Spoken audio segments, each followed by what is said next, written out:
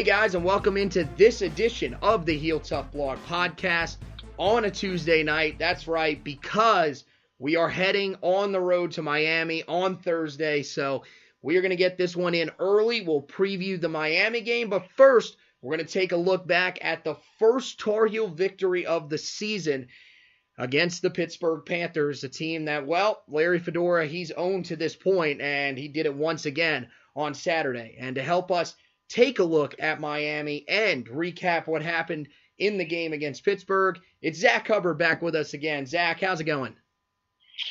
Good to be here. Glad to be here yet on another week. A good week after a Carolina victory, so it's always nice to be able to say that after the, more depressing start of this season. It feels good.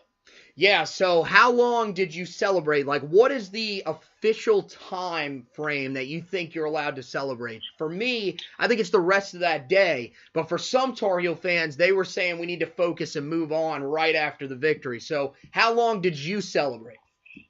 Well, the general consensus, at least for the team, maybe not for me personally, but for the team, is that you essentially get a day. You get the rest of whatever day you played that game, and then you get the next day, and that's really the time that you have to kind of savor that victory, but then you move on. So I'd say about then, if some Tar Heel fans want to just have that day and then move on, that's up to them.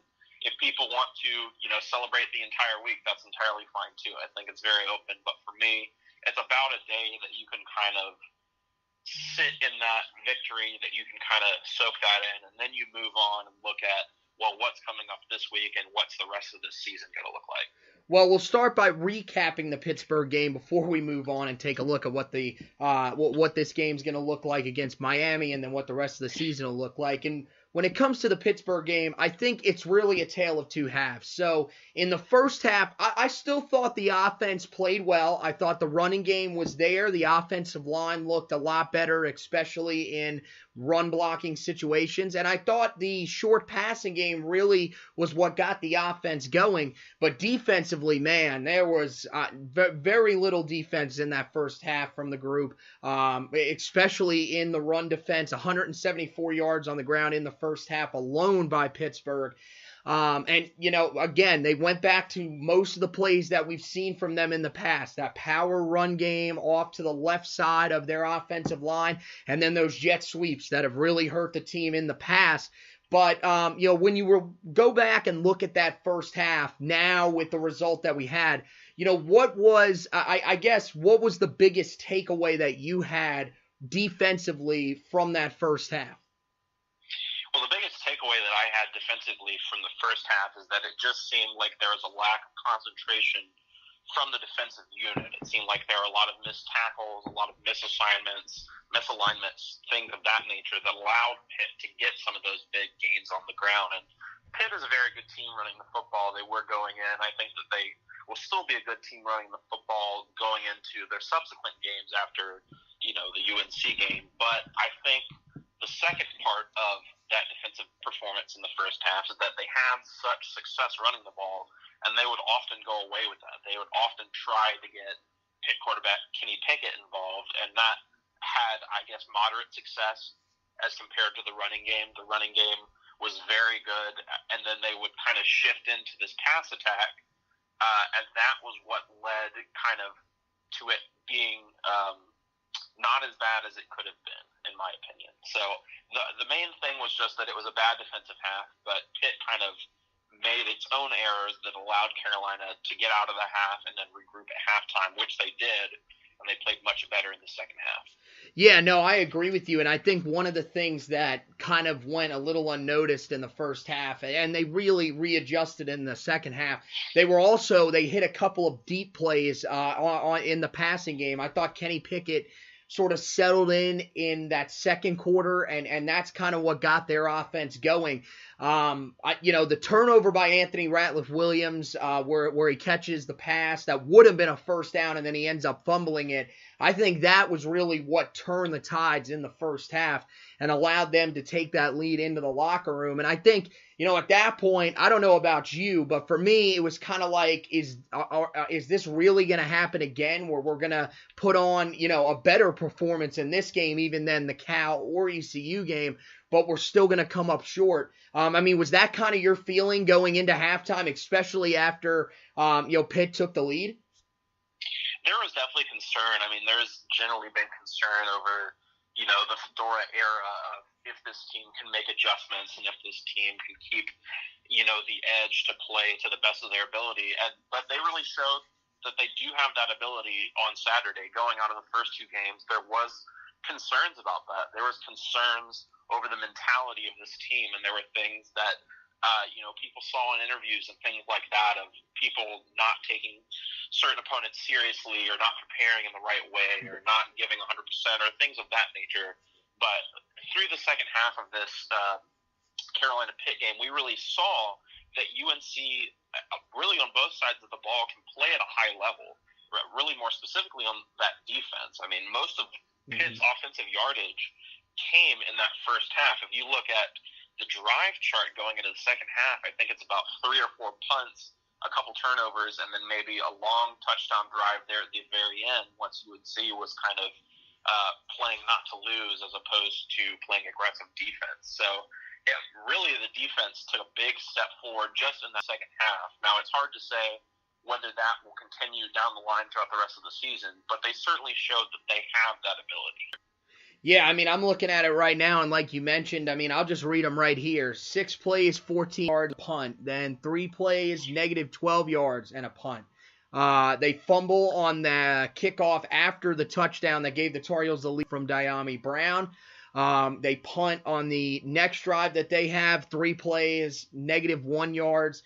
Then they have the 6-play, 20-yard drive. I think that may have concerned people a little bit, but they do get the stop there. Then the missed field goal happens from Freeman Jones, and then they finally get their drive of the half, where they go 8 plays, 79 yards. But pretty much that defense, like you said, they locked down for most of that second half, and I really like the response from those guys, especially the linebacking core, which I think did a pretty good job in the second half of taking away that run game. And I think, it's not about talent at the linebacker spots. It's not about not knowing your assignments and not knowing what to do. It's really just about being consistent in that. These guys, they've been around for long enough in this system that they know what to do. It's just early in these games, I don't know if it's just nerves or what it is. I don't know if it's communication issues with Jonathan Smith, or I believe Cole Holcomb's the guy that's probably setting up the defense, because he's out there every time. There were quite a few sets where it was him and Dominic Raw out there, so one would believe that Cole Holcomb's the guy that's getting the guys set up. But I thought they showed that they have the ability to read. I thought the defensive line was much better in the second half.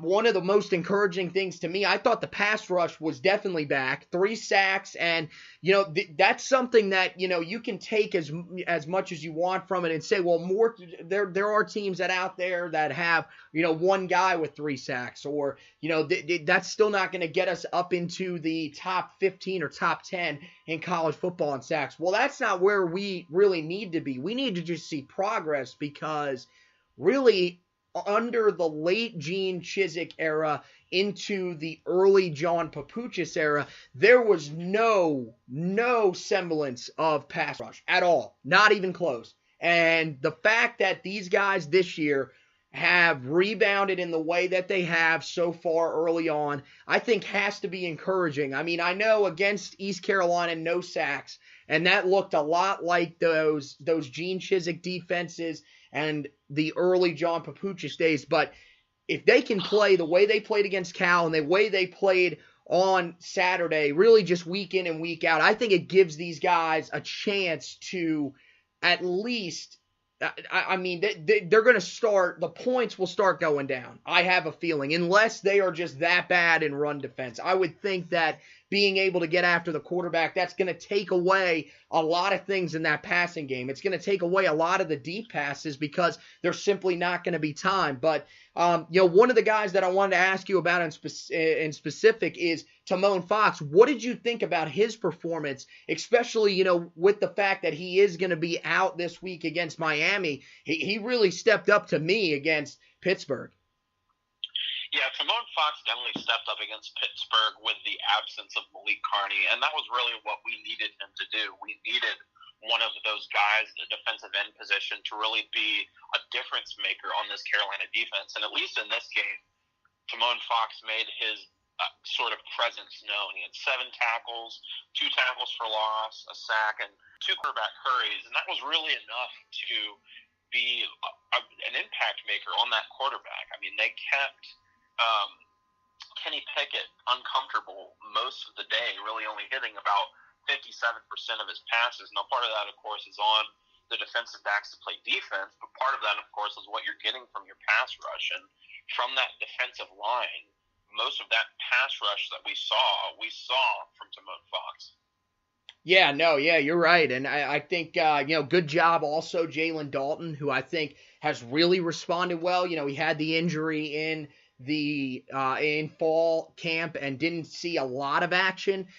Jason Strowbridge actually ended up pretty much taking over the starting spot, but as they've gotten onto the field this season, man, Jalen Dalton has responded. He had a sack on Saturday. He had a tackle for loss as well. So Jalen Dalton, I think right now is playing very well, and people really need to take notice because he's stepping up in his senior year. And I think for the most part, Jeremiah Clark is doing the same thing, and I think that showed in the second. Those guys in the middle of that defense, they are your best chance to stop the run. It's just about being a little more consistent. One of the other guys that we saw out there a ton, and I mean, I was kind of shocked to see him starting out there. Greg Ross was out there pretty much the entire game. What did you think of him in coverage? For most of the day, we saw him, I think, get beat one time by Taysir Mack. But other than that, I thought he looked overall pretty solid. I thought he looked pretty solid as well. Greg Ross was one of those guys that was one of the 13 suspended with the Shoegate issue. His suspension was only 2 games, so he served that versus Cal versus ECU. And also, something else that's important to note is that C.J. Cotman did not play in this game, had somewhat of a lingering injury, was banged up, so they probably, set him this past Saturday to get him ready to go, hopefully, versus Miami. But that's left us a little bit understaffed at the cornerback position. Of course, you had guys like Patrice Rene, you had Corey Bell Jr., but you need other guys that you can rotate in there, and that's something that we've kind of seen be an emphasis for Henry Baker's cornerback unit is rotating guys in to go alongside KJ Sales. So, I mean, Greg Ross got in there really in his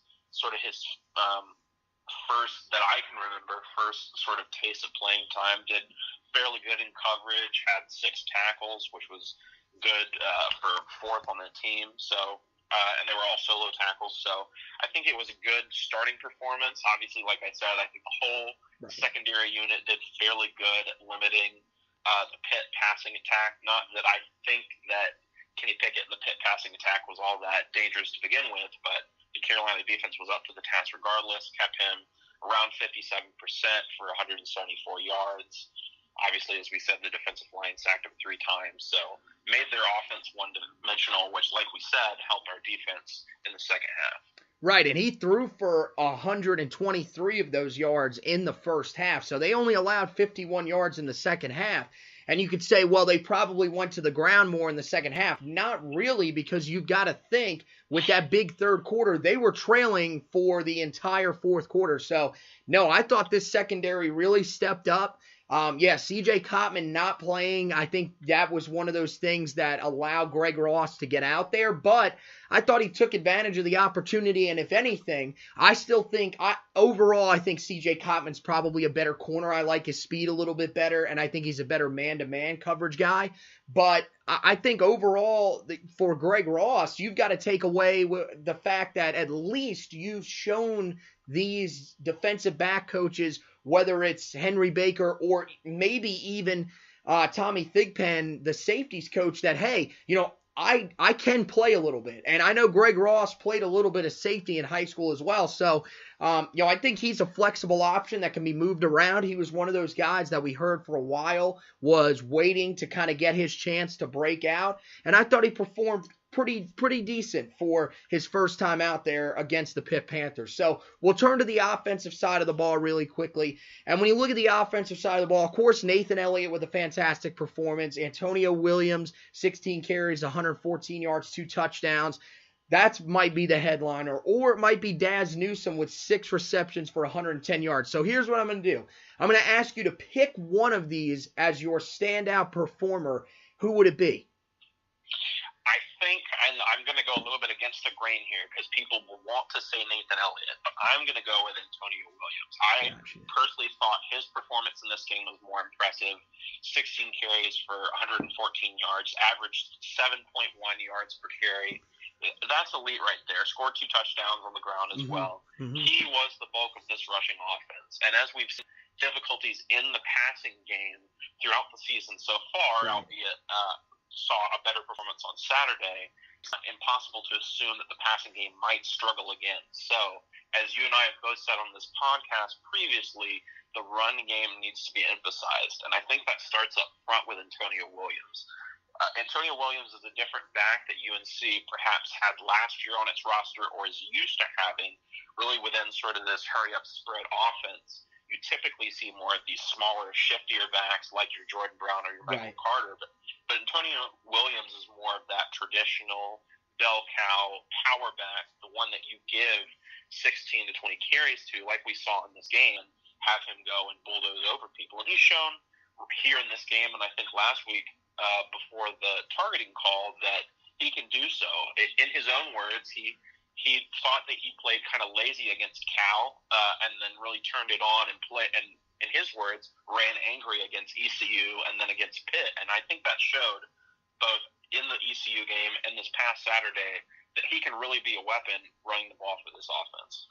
Yeah, I think it kind of reminds me a little bit of Elijah Hood in the fact that he has that good mix of power and speed. He's not afraid to lower his shoulder, but he can get out in space and turn it on. And then what he has that maybe Elijah Hood didn't have, we saw it on his first touchdown run of the day. It's a 4th down. It's a handoff right up the middle. And then he gets into that 2nd/3rd level and makes the safety miss with just a great cut move.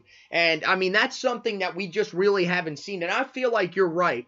We haven't really had a workhorse back since Elijah Hood left campus. And even when Elijah Hood was on campus, I think he was capable of being a workhorse back. But at times, it would just seem like he wasn't running as hard as he could or needed to. I thought that there were some instances where TJ Logan probably should have gotten more carries over him. In this case, I think Antonio Williams is the guy. He's a workhorse. It's like you said.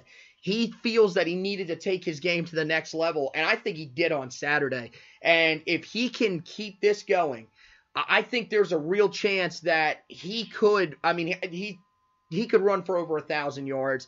And by next year, he could be a guy that could be looked at as a Doak Walker type running back, a guy that will be on the awards watch list and will be around for a little while. And I think you're right. We've said it time and time again, and it's something that I put, in every article that I write, when it's a preview, it's one of my keys to the game. When it's, talking and recapping the game or the stock report, I'm always saying, we need to run the football. And I think finally on Saturday, they did that. They ran the ball 40 times. They only threw it 31 times. I like that better. And that was with the passing game having success. run the football, let the running game carry you. And right now, I think it is, especially with not one, not two, but three guys that are easily capable, I think, of being starters. I think Antonio Williams, Jordan Brown, and Michael Carter are all worthy of being starters. I think if they were just about anywhere else,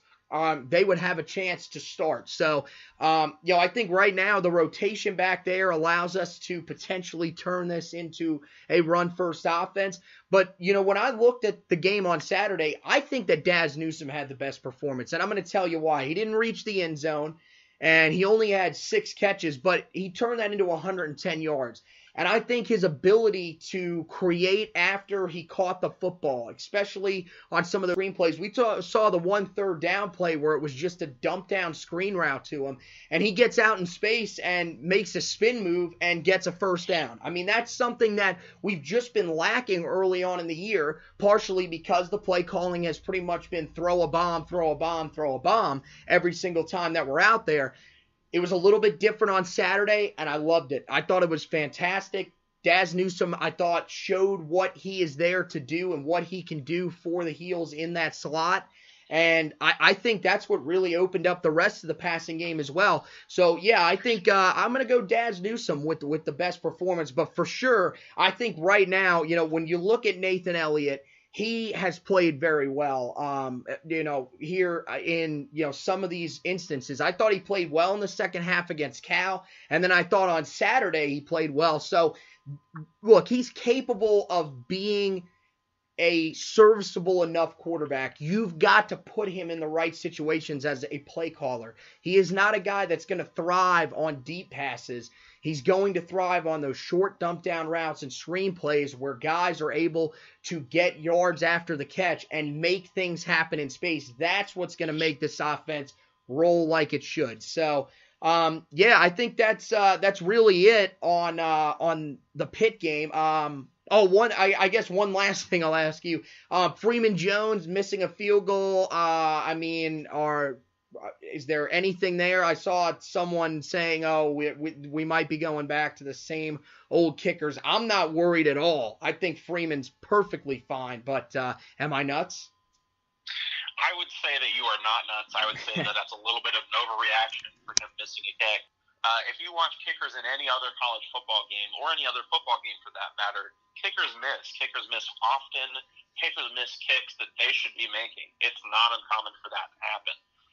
Kickers are honestly the weirdest position in football as a whole because it's really hard to determine their consistency. It's a really hard thing to do, and it's something that a lot of people don't really think about until it's time for the kicking to happen, until it's time for your field goal or your kickoff or what have you. So, it's probably a kick that he should be making on a regular basis, but you're going to miss some of those. That's just the nature of it. He's been very good so far, so I don't think there's really any reason to worry.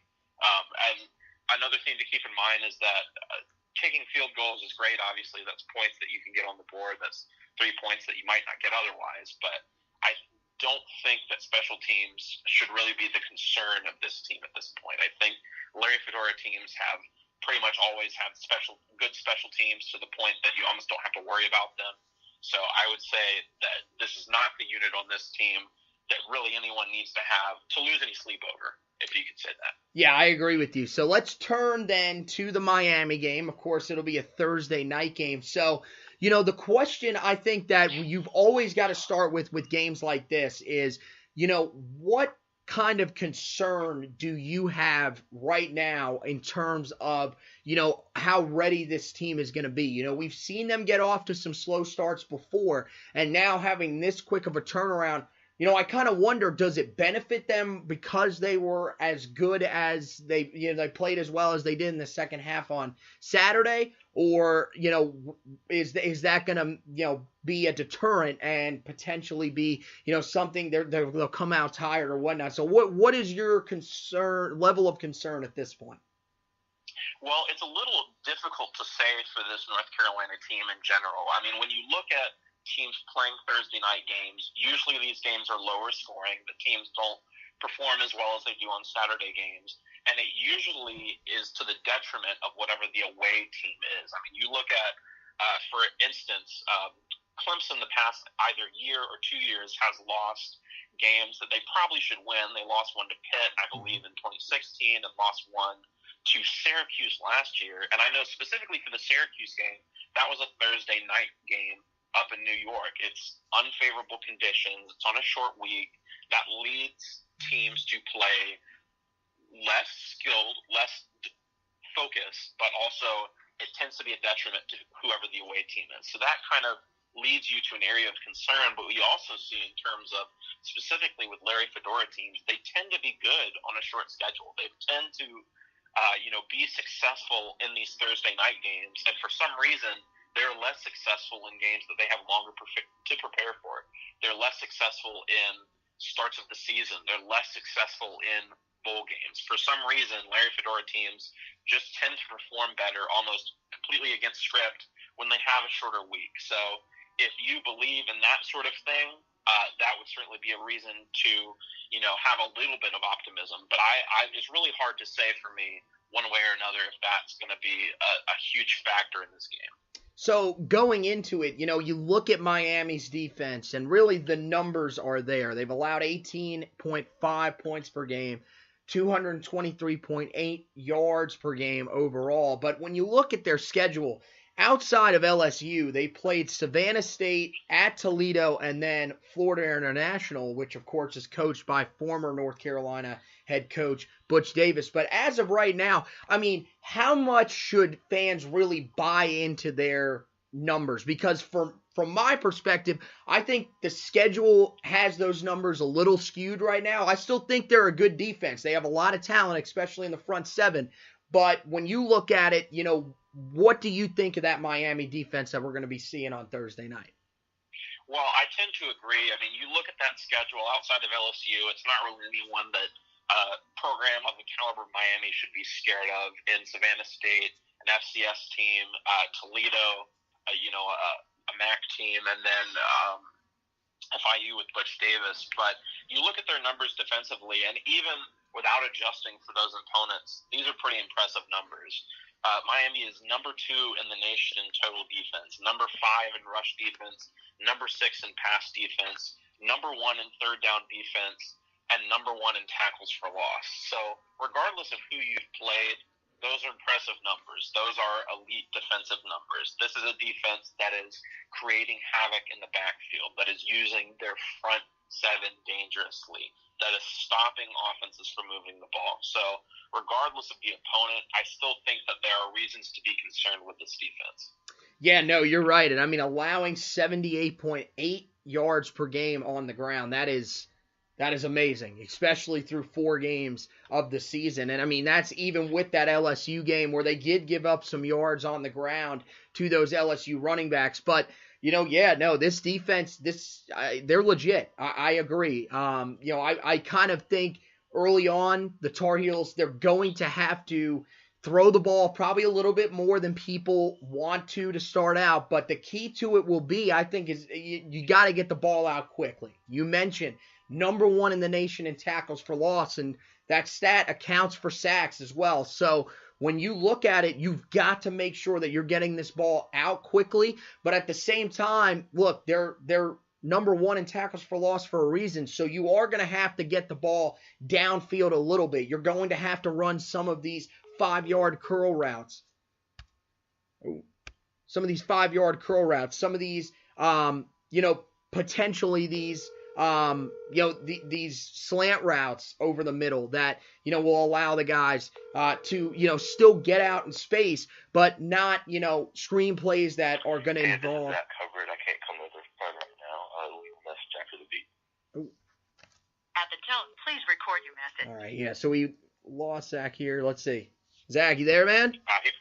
Yeah, I'm here. Okay, there we go. Okay, yeah. So, so I was just talking a little bit, about, getting the ball a little bit downfield, some of those 5-yard curl routes, some of those slant routes, as opposed to throwing all of these screen routes in the backfield, which will allow these linebackers and these safeties who come down into the box to be able to drop these guys in the backfield. But, what would be your game plan going in against Miami? How are you going to attack that defense if you're Chris Kapilovic? Well, I think it's, like you said, you're going to have to use some of those routes to get guys out in space kind of ahead of the line of scrimmage. We've really seen a lot of these sort of, swing passes and bubble screens from the Larry Fedora offense kind of early in the game, kind of to focus on Nathan Elliott's strength and kind of shield his weaknesses. And that has had limited success, obviously, versus Pitt this past Saturday, as we said. Guys were able to get into space and make plays, but there were occasions against ECU and against Cal where that was not the case, and it put the Tar Heel offense in bad situations. It put them second and long and third and long. So I think they're going to have to use, like you said, curl routes, slant routes, things like that. Put the ball over the middle again if you can. That's going to be something that, this offense is going to have to do. It's going to have to try to look for mismatches.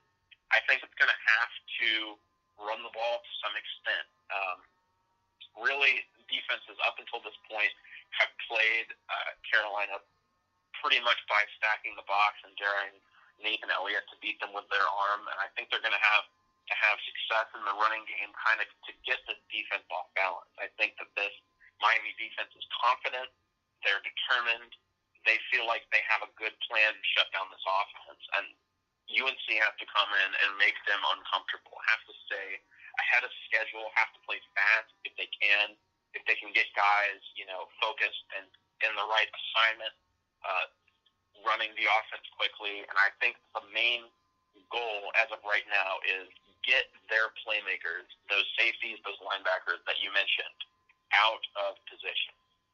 Remove them from the defense as much as you can. Yeah, and one of the things that I really want to see from this offense, and they really haven't done it since that Cal game, and even in the Cal game, they waited until the second half. Look, you've got to get Nathan Elliott involved in the running game. You've got to work some of these read options in because it's going to keep the defense honest. If you're just handing off to your running backs every time, it's easy to stack the box and bring these guys down. There's going to be no inside running game then if you're doing that. And at that point, you're leaning on the tackles and potentially, really now at this point, just tight end Jake Vargas. We saw a little bit of Garrett Walston, who I thought looked pretty good as well, but you're relying on those young, less experienced tight ends to get good blocks on the edge that allow your running backs to get out in space. So by, bringing that read option element into the offense, which I love and we'll talk about the Nathan Elliott Chaz Surratt thing coming up, but whenever I bring up the argument of those two, everybody always wants to tell me that Nathan Elliott is not athletic. He doesn't know how to run. I don't know what they're seeing because from what I've seen from Nathan Elliott, he has the ability to run. This is a guy that ran track in high school and was actually a state champion. So he's no pushover. I mean, he has the ability to run. He runs a little more physical, which was the style that Marquise Williams ran with, which was when we were most successful offensively. So, I think that could be one of the keys is just, throwing Miami off a little bit with some of those read options. One of the things I really liked Saturday against Pittsburgh was putting Anthony Ratliff-Williams back there in the backfield. And it's the greatest thing. These ESPN announcers, they have no idea that he played quarterback in high school because they're like, wow, he actually looks like he might know what he's doing back there on a read option. I'm like, well, he does because he was a 4-year starter at Butler High School here in Charlotte, or in Matthews. I don't know if he was 4-year. I think he may have been 2 because Riley Ferguson was there before him, but that doesn't matter. But he's played quarterback before, and I just I thought that was great, throwing that in, mixing it up. I thought that threw Pitt off both times that they ran that. The only thing that would be a concern is he did come up limping after the second attempt, so maybe that's a little bit of a concern. But overall, that wrinkle I thought worked pretty well. So. And then when you turn to the defensive side of the ball, I'm looking at our stats right now, and we're allowing 397 yards of offense to the opponents per game. I think that, of course, stopping the run is going to be the key, and they are going to it looks like they're going to go with the true freshman N'Kosi Perry back there instead of Malik Rozier. So, I think there's a game plan that can be had there. What is your game plan going in to try to stop Miami? plain and simple, I think the way that you're going to have to stop Miami here, and I think this is a good to great Miami offense, maybe not elite, but this is a functional Miami offense. The way that you're going to have to stop this Miami offense is by limiting that running attack. Right. Mark Richt offenses are going to want to run on early downs. So if you can put them in second and long, third and long situations, if you can eliminate the advantages of this running back and of N'Kosi Perry, who I imagine is going to run the ball more than Malik Rozier did at quarterback, if you can eliminate that running sort of on early downs, you're going to put them in bad situations. It's really, he's a redshirt freshman quarterback. This would be his, I believe, third game of playing, Division I college competition. So right. get him in situations where he can be uncomfortable, try to get him to make mistakes. I think one of the key things for this UNC defense is to try to get turnovers. That's really an area up until this point, and it's only been 3 games, but the UNC defense, playing defense, has not gotten a turnover. The one turnover that UNC has gotten is that fumble that we saw on special teams this past Saturday. So I think if you can get turnovers, that could be absolutely huge for this offense. That makes the Miami defense have to play another series. That's going to make them more tired, and that gives our offense more chances to establish a rhythm, to put points on the board, and really try to create distance from this Miami team. Yeah, no, I agree with that. And turning the ball over, I think, is something, we've lacked for a while. I thought it was great that we turned Pitt over on special teams. Believe me, the fact that Freeman Jones recovered that was probably the best part. That was amazing to see the kicker down there recovering a fumble. But, I think that in order to stop this team, I agree, stopping the run is going to be huge. But I think the main thing is you've got to limit big plays, because this is what this offense thrives off of. And that can be in the running game, which will be missed tackles, missed assignments. You've got to be there. And, it's going to happen a couple of times. But you've got to be able to limit that from happening over and over again, which we've seen at times against teams like Cal last year in the opener, or ECU in the second game of this season. That's kind of what you've got to limit. And then, when you look at the passing game, you cannot let Jeff Thomas beat you over the top. This kid, I'm telling you, I remember watching him a couple of years ago in the Under Armour All-American game, and this kid can fly. So it's going to be on KJ Sales or whoever's matched up against him. I think that KJ Sales will probably be the guy that will be matched up against him, because I believe that Amon Richards is not going to play again. I'm not 100% sure on that. I don't think he's played the entire year. I'm going to look that up here as we speak. But when I look at it, I think CJ Cotman has shown that he's got the speed to be able to stay with these guys. Now I think this might be the game where he's got to prove it against a guy like Jeff Thomas, that has game-breaking speed. So, I agree, and you're right, though. Perry, that's what he's going to do. He is going to get out and run a little bit more than we saw Malik Rozier do. He's a different quarterback. He's more dynamic, and I thought ultimately that move would eventually come. But at the same time, I was kind of hoping it would be after our game.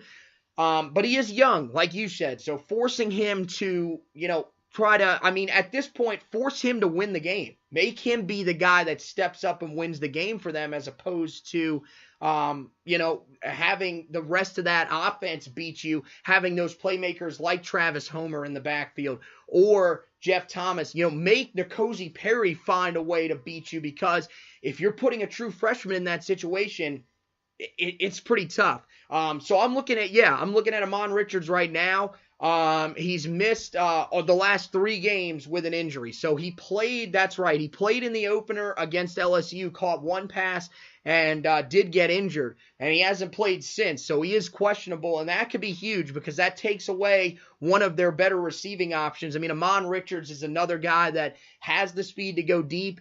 I believe, let me check again, it is a knee injury, so it is to the legs, so that will potentially take some of that speed out of him, but he's still a guy that can go up and get the football. He's got really good hands, so if he's not out there, that definitely helps, but they've got to prepare as if he is going to be out there. So I think no doubt John Papuchis will have that secondary ready. Henry Baker and Tommy Thigpen, I think, are working with those guys, trying to get them ready to go. But ultimately, I think the biggest thing also that's going to help this defense, and I want to hear what you have to think about it too, is some of these guys that will return on the defensive side of the football. There's a lot of guys returning offensively, and Bo Corrales is one, if we want to talk a little bit about him too, that we could talk about.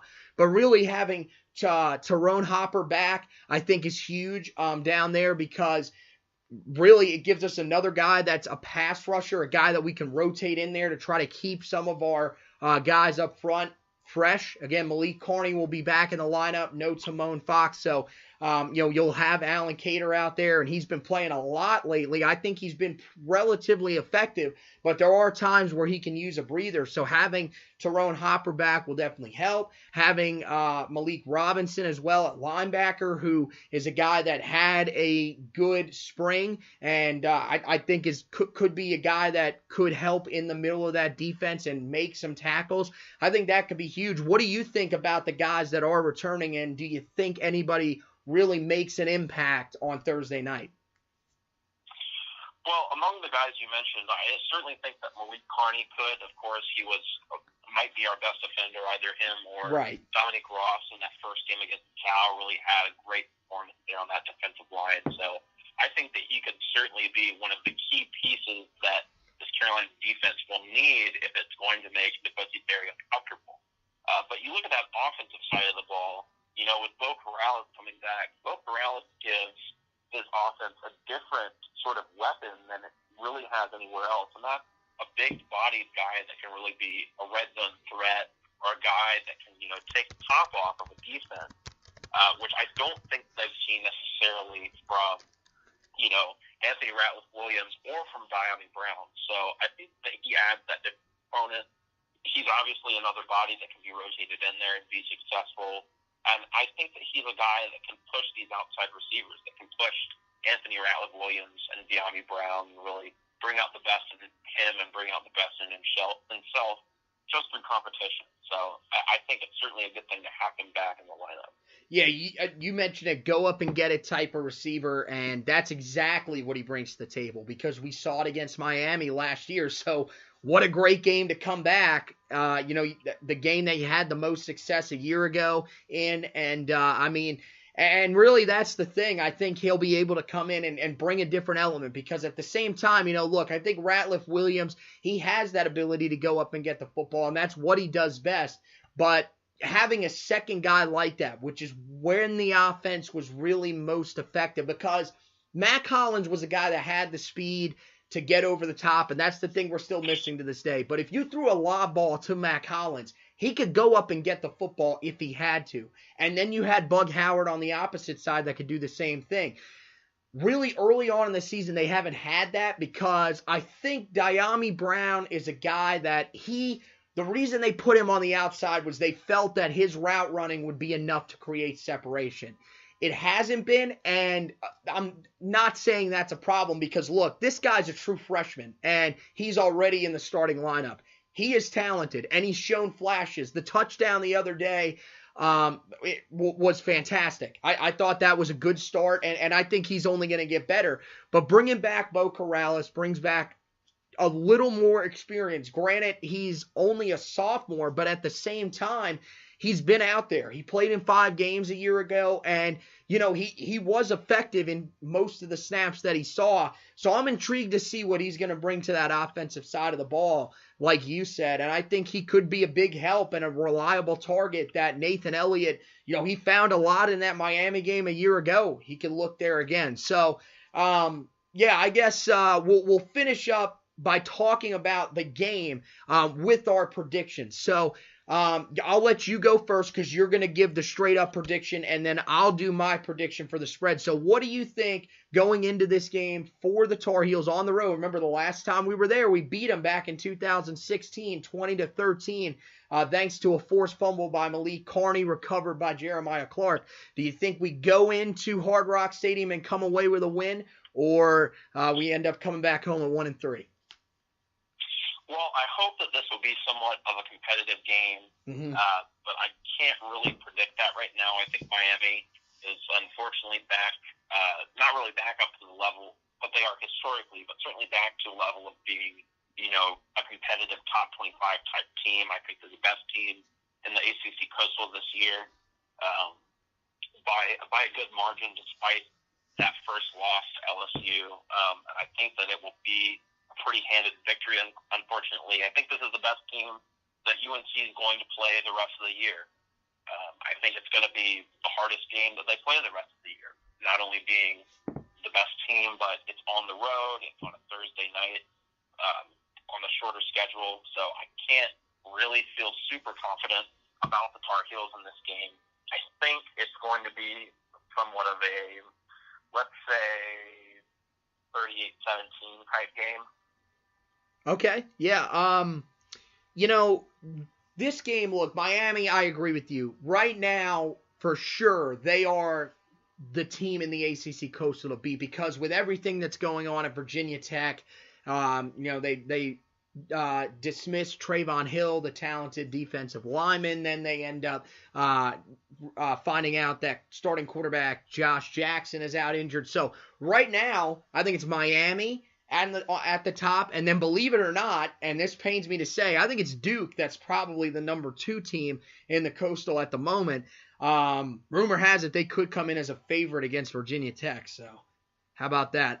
But Miami 18-point favorite in this game.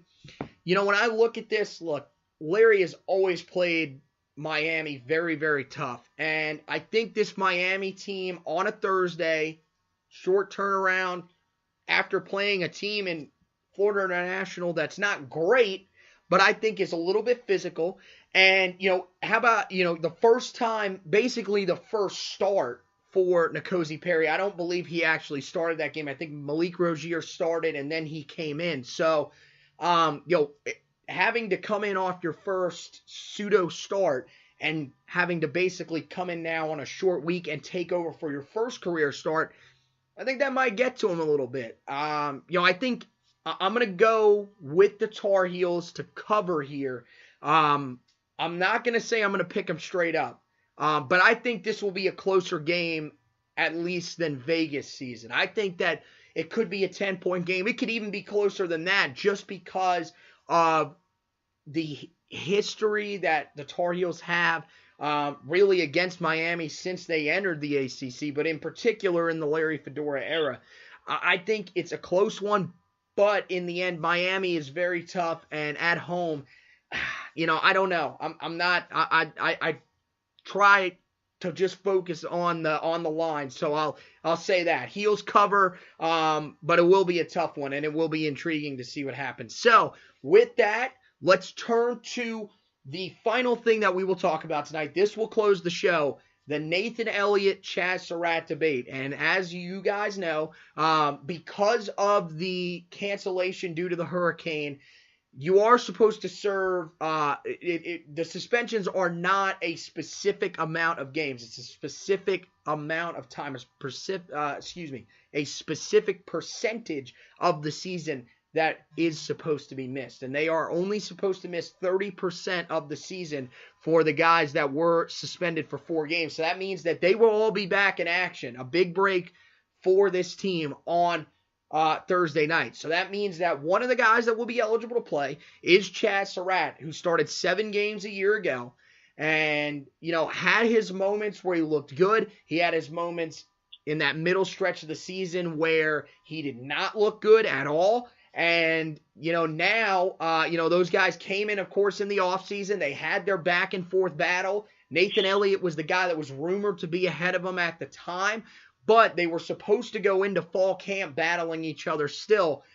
They end up handing down the suspensions, and Surratt gets suspended for 4 games. So that ended it all there. And, of course, Elliott takes over the starting job. Now with Surratt returning, though, and Elliott really still not in a groove per se, I think He performed well against Pittsburgh, but there were still some concerns. A lot of the throws were short, and even some of the short throws were a bit questionable. He still wasn't stepping into his throws. A lot of stuff off the back foot, some sloppy footwork. But, when we talk about it right now, I guess I'll open up by asking you, what are your thoughts on Chaz coming back? And, I guess focusing on Larry Fedora's side of it, I know you saw the press conference that he did today, or not press conference, but the meeting with the media after practice. Where do you think, Surratt stands going into game day? Well, the one thing really that Larry did say, and I was kind of surprised he even said this, is that Nathan Elliott is the starter. And we kind of figured that as much with the performance he had last week. But he really did not say that Chaz wasn't going to play. But I think Chaz will play in this game. I think if you look at how this competition has gone, there are sort of things that are misleading about it. Right. For one thing, Chaz was injured, had lingering injuries part of last year. So in the spring, some of that time they allowed him to heal up and get less of those first team reps. And then also they knew about these suspensions back in February and March. So they knew even before spring camp started that for those first 4 games, Chaz Surratt was not supposed to be the guy. So I think it's not that there was an outright winning of the job by Nathan Elliott. Now, Nathan Elliott might be better, but I say that to say that I don't think that there was some blow-away performance by Nathan Elliott in spring and fall that led him to be the guy going into the season. I think that's shown, of course. Certainly has in the first 2 games.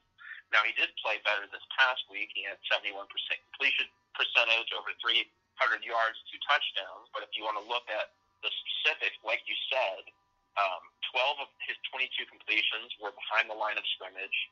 217 of his 313 yards were yards after the catch, were yards made more or less by the wide receiver. And then only 5 of his completed passes were more than 10 yards down the field. So you look at the game that he played, it certainly was an efficient and successful offense, but not really a diverse offense. We really just saw some of these, screen and swing passes be more successful. We saw breakdowns in coverage on the Donnie Brown touchdown and on the Michael Carter touchdown. So there wasn't really Nathan Elliott certainly turned into this completely different guy. He just had more success with stuff that we know that he knows how to do well. And he was successful. He had a cleaner pocket. There was good pass protection, and he played with more confidence. Of course, he cleaned up that footwork. But I think for the most part, we kind of know who we have in Nathan Elliott. I don't think that he is going to become this rocket-armed quarterback that's going to throw for 400 yards a game. I just can't really see that. But then again, we don't really know what we have in Chaz either. Like you said, right. He had some times that he was really good, but he had some times where his confidence really suffered, and he struggled. He had some mental mistakes a lot in games last year, right. And we haven't seen him play really at any meaningful minutes in a solid amount of time, really since October of last year. So it's really hard to say what he brings to the table. But like I said, I think both quarterbacks are going to play in some capacity in this game. I'm not sure how that happens. I'm not sure if Nathan struggles and he gets pulled. I'm not sure if there's some design stuff for Chaz in there. It's really hard to say right now, but I do predict both of them to play in this game.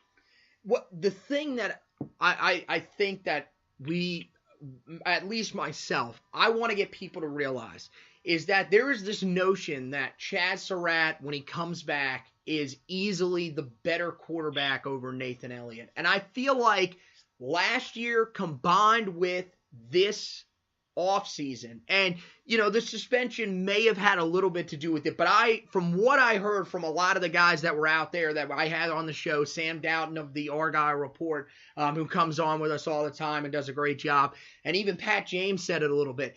Chaz Surratt was just missing high on some of these throws that you can't miss on, some of these dump down routes. So, look, I still think, Chaz, I think, probably has the stronger arm of the two. I don't think that's really saying much because I don't think that Chaz has the strongest arm in the world either. Look, if we're talking about pure arm talent, Cade Fortin has the best arm on this team. But because Chaz has played and started 7 games a year ago, of course, he's going to be the guy that they're going to look to when he comes back, and they're going to give him a chance, and potentially rightfully so.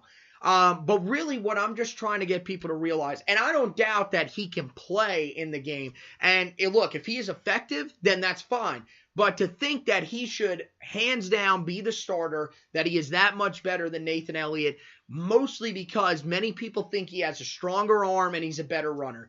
I don't think either one of those are 100% accurate. I think that he does have the stronger arm, like I said, but it's not that much better. And I think running-wise, when you look at the statistics from last year, Chaz Surratt ran for 210 yards, if I remember correctly, on 85 carries. Nathan Elliott on 47 carries ran for 134 yards. Now, Chaz ran for 5 touchdowns. Nathan ran for no touchdowns. So there's a little bit of a difference for you. But really, when you look yards-wise, in the amount of games that they played in, they're very, very similar quarterbacks, where they both have the ability to run, but they are not game breakers like, let's say, a Khalil Tate was last year at Arizona. I don't think he's been all that good this year, but that's because they don't use him right. Or, certainly neither one of them are anywhere close to Lamar Jackson. But I think both of them, if used in that way, can bring some added ability in the run game. The one thing, like you said, Chaz had some of those mental errors last year. One of the things that he had throughout the year, he dropped his eyes very quickly. He doesn't keep his eyes upfield. If anything, with Nate, that's the problem. He keeps his eyes upfield for too long when there's still nothing there, and then tries to force it anyways. So, they're very different in that perspective, but I wonder if Chaz, I know he went out to California and worked with, I believe, George Whitfield, who is one of the best quarterback gurus out there right now, over the offseason. So that might have been one of the things that they focused with. And I think overall he's got better footwork. But there are, like you said, those mental errors. Everyone is going to remember for the rest of their life that interception last year against Duke where he just tries to throw it overheaded. So, there are definitely some things there that you've got to say, okay, you got to be able to clean that up. And the problem for me was in his last 3 starts a year ago outside of the Miami game, because he did start that one and left early with the leg injury, allowing Nathan Elliott to take over. He really, that offense scored just 24 points in those final 3 games, and they really were not able to move the football at all in those games against Notre Dame, against Georgia Tech, and against Virginia Tech. And, we saw how bad those results got. So the offense is not instantly going to click with him back on the field, especially because they haven't really had him playing with them in practice, going through reps with them in practice as the number one. I would say probably since about early August. So it's been a little while. I don't think just plugging him in there right away as the starter is going to solve everything. But yeah, no, you're right. I could see both of them playing. And the only thing that I ask of Larry is if one of them gets hot back there, roll with that guy. Don't try to switch these guys in and out, even if Chaz has 2 straight drives where he throws a touchdown, or Nate has 2 straight drives where he scores a touchdown, maybe one throwing and running, that keep one guy in there. Whoever's having the better, if they get to a stretch where they're, where one of them's having a better night, go with that guy. Now, if for some reason they're both hot, then just keep doing whatever you're doing. But if there is a guy that stands out of the 2, go with that guy. Let him take over the offense, at least for this game, and then you can always go back and reevaluate later on down the line. So, I think we got our perspectives out there. I know, there are people all over each side of the argument. Me, I'm still one of those guys that's very big on Cade Fortin, and I think when he gets his chance, he's going to look pretty good. So, we'll just have to wait and see on that, though. So before we close the show, anything else you really want to throw out there for this week, for the Miami game, maybe looking back on the Pitt game or the Nate and Chaz situation? Really, just I think what you have to do at this point, just another thing that I think that we need to keep saying to Tar Heels fans. There's been a lot of discussion about the season, about the players, about the coaches, about attendance, about all of that. And I think that one thing that I'd like to say publicly, and I think that you'll second, is to keep supporting this team, to keep supporting the university, and to keep supporting these athletes that are really giving their all to a game that they love and care about. Support them, to be optimistic. You really don't get anywhere, in my opinion, by being negative about the situation. You really don't get anywhere by looking too far ahead. You have to stay in the season while it's still happening. Of course, you can look forward to an extent, but you have to look at this season as it's happening, support the athletes, support their growth, and support the university. Yeah, no, you're right. And when you say support, I want to also put this out there. When you say support, you can have an opinion on certain things. I see a lot of people that basically want to say, look, you should be a blind follower of the team. You should not make comments about the players or anything. And look, I wouldn't suggest going out there. I mean, it's up to you as a fan, but I wouldn't suggest going out there and saying, you know what, Nathan Elliott shouldn't be on this team. He's a terrible player. Get him off the team. And that's not what we are saying at all. Look, Nate is a fantastic guy. I think Nate has some talent as well. But look, at the same time, we are, we're allowed to have opinions, and that's why we express them here on the podcast. And we think that, both guys have some upside. But when we look at it as guys that are, at least for myself from, the media, I am, this is what I'm going to do for a living. So, I don't, I'm not going to say that I'm not a fan. I am still a fan for sure. But at the same time, I take a different look on it than maybe some other fans do. I see a lot of fans that are one way or the other. They're either extremely positive or extremely negative. But at the same time, I couldn't agree with you more. Please support this team. If anything, I know there are still people that are frustrated with Larry Fedora. And even if you want Larry Fedora gone, at least be there for these kids. And don't get discouraged by the attendance from Saturday's game, because look, there are still a lot of things that are going on out at the coast. And for anybody, of course, that's listening on here, if you are living out east, we are praying for you and hoping for the best after everything that happened with Hurricane Florence, and still trying to recover from that. It's going to take months, possibly even years to recover from that. But what I would expect is as the season goes along, there will be more people in Kenan Stadium. I know for sure the game that I am trying to go to is going to be October 13th. That's going to be the game that I'm going to go to against Virginia Tech with late night. I'm going to go to late night and then turn around and go to the game that next day. But unfortunately, I'm not able to make it out to as many games as I want to this season. But at the same time, if you can, and you have the money and you love the Tar Heels, go out there and give these guys the support they deserve. So, that's going to wrap it up for this edition of the Heel Tough Blog podcast. We want to thank you guys for listening as always. Me and my co-host, Zack Hubbard, we'll do this every week. We'll jump on here and recap the game from the previous week, preview the game for the next week. Of course, next week we will be recapping the Miami game, and then we will actually not play again until the 13th when we play Virginia Tech. So we will be off for a little bit, but at the same time, we are still going to do the show. I think we'll do it, both weeks, right? Yeah. I think, 1 week. What am I talking about? But we'll still be there. So we'll be there, and we'll have something for you guys. I'll try to get some interviews worked in there as well.